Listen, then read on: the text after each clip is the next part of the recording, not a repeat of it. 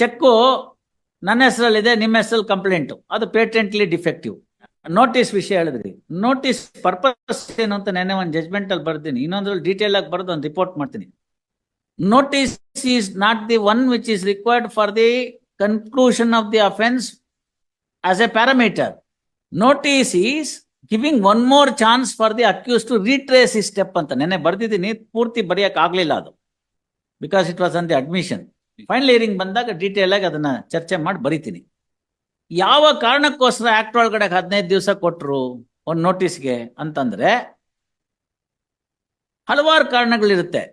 Check ತಗೊಂಡೋಗಿರ್ತೀರಿ, ಇಂಥ ಒಂದು ಮಳೆ ಬರ್ತಿರುತ್ತೆ, ರೈನ್ ಕೋಟ್ ಇನ್ ತೆಗೆಯುವಾಗ ಒಂದು ಸ್ವಲ್ಪ ಸ್ಮರ್ಜ್ ಆಗ್ಬಿಡುತ್ತೆ, 1 ಲಕ್ಷ ಅಂತ ಬರ್ದಿರೋದ್ರಲ್ಲಿ ಒಂದೇ ಹೋಗ್ಬಿಟ್ರಿ, ಇನ್ನೇನ್ ಬೆಲೆ ಅದಕ್ಕೆ? ಒಂದಿದ್ರೆ ಅದ್ರ ಮುಂದೆ ಎಷ್ಟು ಸೊನ್ನೆ ಬೇಕಾದ್ರೆ ಹಾಕೋಬಹುದು, ಒಂದೇ ಹೋಗ್ಬಿಟ್ರೆ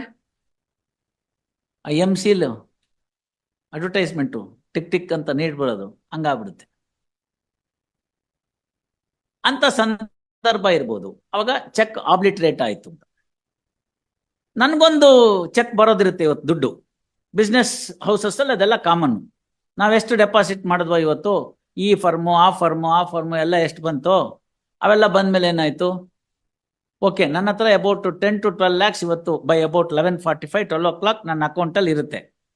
ನಾವು ಅವ್ರಿಗೆ ಫರ್ಮ್ಗೆ ಎಷ್ಟು ಕೊಟ್ಟಿದ್ದೀವ ಚೆಕ್ಕು, 8 ಲಕ್ಷ. ಓಕೆ 11.5 lakhs ಇರುತ್ತೆ, 8 ಲಕ್ಷ ಆನರ್ ಆಗುತ್ತೆ, ಫೈನ್. ಇದ್ರ ಬೇಸಿಸ್ ಮೇಲೆ ನಾನು ಇಶ್ಯೂ ಮಾಡ್ಬಿಟ್ಟಿರ್ತೀನಿ ಚೆಕ್ಕು. ಅದ್ರಲ್ಲಿ ನನ್ಗೆ ಬರ್ಬೇಕಾದ್ರಲ್ಲಿ 2-3 ಬರೋಲ್ಲ, 7 ಲಕ್ಷ ಇರುತ್ತೆ, 8 ಲಕ್ಷಕ್ಕೆ ಚೆಕ್ಕು ಡಿಸಾನರ್ ಆಗ್ಬಿಡುತ್ತೆ. ವಾಂಟ್ ಆಫ್ ಫಂಡ್ಸ್ ₹1 ಕಮ್ಮಿ ಇದ್ರು ಅವ್ರು ಮಾಡಲ್ಲ ಬ್ಯಾಂಕ್ನವ್ರು. ರೆಗ್ಯುಲರ್ ಬ್ಯಾಂಕರ್ ಇತ್ತು ಅಂತಂದ್ರೆ, ಸರ್ ಈ ತರ ಒಂದು ಬಂದಿದೆ, ಏನ್ ಮಾಡೋದು, ಹಾಕದ ವಾಪಸ್ಸು ಅಂತ ಕೇಳ್ತಾರೆ. ಆಗ ಅವ್ನು ಹೇಳ್ತಾನೆ, ಏನ್ ನೋಡಿ ಓಡಿ ಗಿಡಿ ಮಾಡ್ಬಿಟ್ಟು ಹಾಕ್ಬಿಡಿ, ನಂದೊಂದು ಚೆಕ್ ಇದೆಯಲ್ಲ ಕ್ಲಿಯರೆನ್ಸ್ ಅಲ್ಲಿ ಅಂತ. ಮ್ಯಾನೇಜರ್ ಒಬ್ಲೈಸ್ ಮಾಡ್ತಾನೆ ಅಂತದಕ್ಕೆಲ್ಲ, ರಿಪ್ಯೂಟೆಡ್ ಕಸ್ಟಮರ್ಸ್ ಇದ್ದಾಗ. ಈವನ್ ಅದರ್ವೈಸ್ ಮಾಡ್ತಾರೆ ಸಣ್ಣ ಪುಟ್ಟದೆಲ್ಲ, ಸೆಕೆಂಡ್ ಕ್ಲಿಯರಿಂಗ್ ತನಕ ಕಾಯೋಣ ಅಂತ. That is the rule actually. Second clearing ತನಕ ಕಾಯ್ಬೇಕು ಅವರು, ದುಡ್ಡೇನಾರು ತಂದು ಕಟ್ತಾರ, ಹಾಕ್ತಾರ, ನೋಡ್ತಾರ ಅಂತ. ಏನೂ ಇಲ್ಲ, ಆವಾಗ ಡಿಸಾನರ್ ಆಗ್ಬಿಟ್ಟಿರುತ್ತೆ.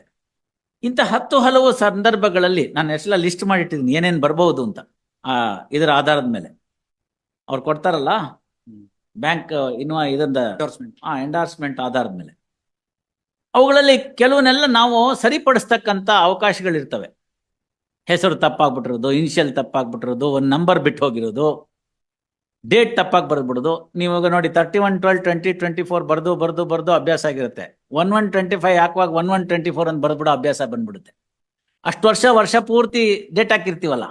ಸೊ 11/25 21/25 ಹಾಕುವಾಗ there is a possibility that we write it as 24, because still in that ಆ ಮೈಂಡ್ 25 ಅಂತ ಹೇಳಿದ್ರು 24 ಬರ್ದ್ಬಿಟ್ಟಿರುತ್ತೆ. ಇಂಥ ತಾಪತ್ರಯಗಳೆಲ್ಲ ಆಗ್ಬೋದು.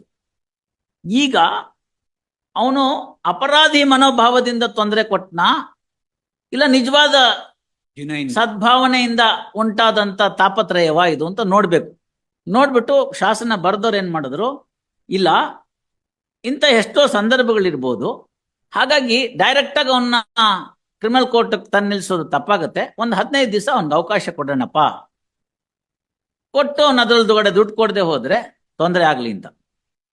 ಮೊದಲೇ ಒಂದು ಸೆಟ್ ಆಫ್ ಡಿಸಿಷನ್ಸ್ ಬಂತು ಅಂದ್ರೆ, if I have filed the complaint before expiry of 15 days, it would have been dismissed. Supreme Court said, no, don't do that. Why you send him back?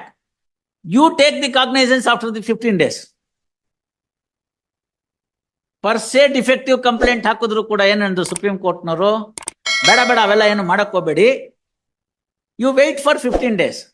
See, notice is served on a particular day, fine 15 days. 15 days ಮುಂಚೆ ನಾವು ಹಾಕ್ಬಿಟ್ಟಿದ್ದೀವಿ case ಅಂತಾದ್ರೆ, you wait for 15 days and then take cognizance. Lord, address mentioned in exhibits P8 and P9 are different addresses. The father's name is shown as different. Son of Babu Pujari, he is the son of the factual aspects ಆಯ್ತು. ಬೇರೆ ಏನಾದ್ರು ಇದ್ರೆ ಹೇಳಿ. ಬೇರೆ ಏನು ಇಲ್ಲ, ಎಲ್ಲ citations ಕೊಟ್ಟೆ, ಯಾವುದನ್ನು ನೋಡಿಲ್ಲ. ಇದು ಜಡ್ಜ್ಮೆಂಟ್ ಫ್ಯಾಕ್ಚುಯಲ್ ಆಸ್ಪೆಕ್ಟ್ಸ್ ಹೇಳ್ಬೇಕಷ್ಟೇ. ಫ್ಯಾಕ್ಚುಯಲ್ ಆಸ್ಪೆಕ್ಟ್ಸ್ ಬಿಟ್ಟು ಲೀಗಲ್ ಆಸ್ಪೆಕ್ಟ್ ಏನಾದ್ರು ಇದ್ರೆ ಹೇಳ್ಬೇಕು ನಮ್ಗೆ. ರಿವಿಷನ್ ಅಲ್ಲಿ ಇದೀನಿ, ಅಪೀಲ್ ನಲ್ಲ. ನೀವು ಮೊನ್ನೆನೂ ಅದಕ್ಕೆ ಹೇಳಿದ್ದೀನಿ ನಾನು ನಿಮ್ಗೆ, you are mistaking that this court is a appeal court. No, this is revisional court. ಅಲ್ಲಿ ರಿಪೀಟೆಡ್ಲಿ ಹೇಳೋದಕ್ಕೆ ಇಷ್ಟ ಆಗೋದಿಲ್ಲ ನನಗೆ. ಸುಪ್ರೀಂ ಕೋರ್ಟ್ನವ್ರು ಹೇಳ್ಬಿಟ್ಟಿದ್ದಾರೆ ರಿವಿಷನಲ್ ಕೋರ್ಟ್ ಇನ್ ಸ್ಕೋಪ್ ಎಷ್ಟು ಅಂತ. ಕೊಡಿ ಅದು ಒಂಚೂರು ಅವ್ರಿಗೆ. ಹೆಗಡೆ ಅವರು ಸಿವಿಲ್ ಸೈಡ್ ನಲ್ಲಿ ಬರ್ತಾರೆ, ಅವ್ರಿಗೆ ಕ್ರಿಮಿನಲ್ ಸೈಡ್ ನಲ್ಲಿ ನಾವ್ ಹೆಂಗ್ ಹೇಳೋದು? ಕೊಡಮ್ಮ ಅದು ಸ್ಕೋಪ್ ಆಫ್ ರಿವಿಷನ್. 3 ಪಾಯಿಂಟ್ ನೋಡಿ, ಅಲ್ಲಿದೆ, ಹಳದಿ ಪೇಂಟ್ ಹಾಕಿದ್ದೀನಿ, ಕೊಡಮ್ಮ. 3 ಪಾಯಿಂಟ್. ಪೇಟೆಂಟ್ಲಿ ಫಾಲ್ಸ್ಹುಡ್ ಇರಬೇಕು, ಎರರ್ ಆಫ್ ಜೂರಿಸ್ಡಿಕ್ಷನ್ ಇರಬೇಕು, ಸೆಂಟೆನ್ಸ್ ಇರಬೇಕು, 3ಕ್ಕೆ ಮಾತ್ರ. Lord, ಅಲ್ಲಿ ಏನಾಗಬೇಕು? ಅಷ್ಟೊಳಗಡೆ ಒಂದು ದುಡ್ಡು ಕೊಟ್ಬಿಟ್ರೆ ಇದನ್ನ ವಾಪಸ್ ಕಳಿಸ್ಬೋಣ ಅಂತ. So these are all the contingencies that has happened and the notice was issued in this ರೆಗಾರ್ಡ್.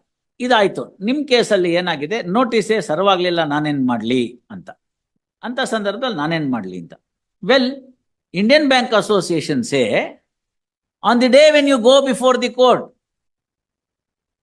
ನೋಡಿ ಅಲ್ಲಿದೆ direction number 3, on the day you go before the court. ಇದೆಲ್ಲ ಆಗೋಯ್ತು, ಸಮನ್ಸ್ ಬಂತಲ್ಲ.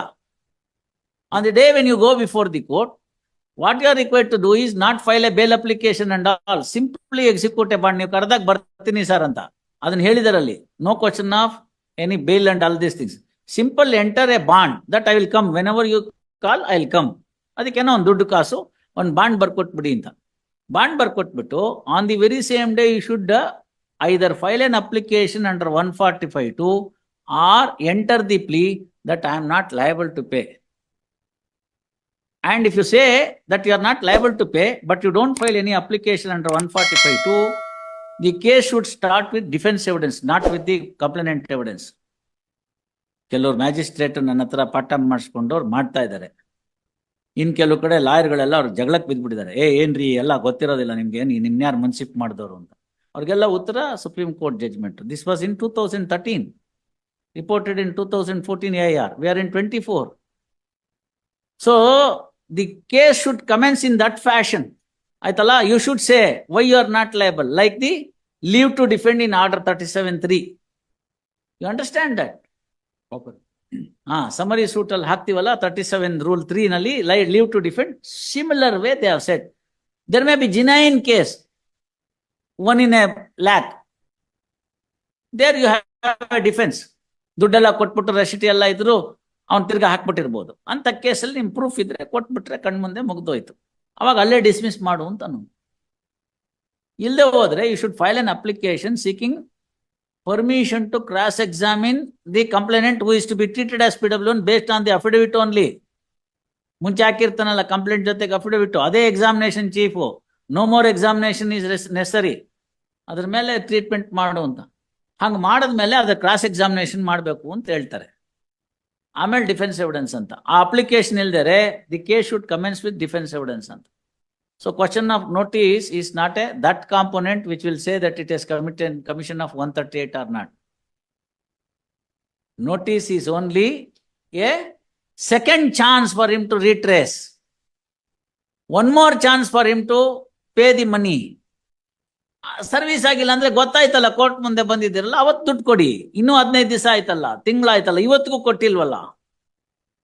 2017 ಇಸ್ವಿ ಮ್ಯಾಟ್ರು 24 ಆಯ್ತು.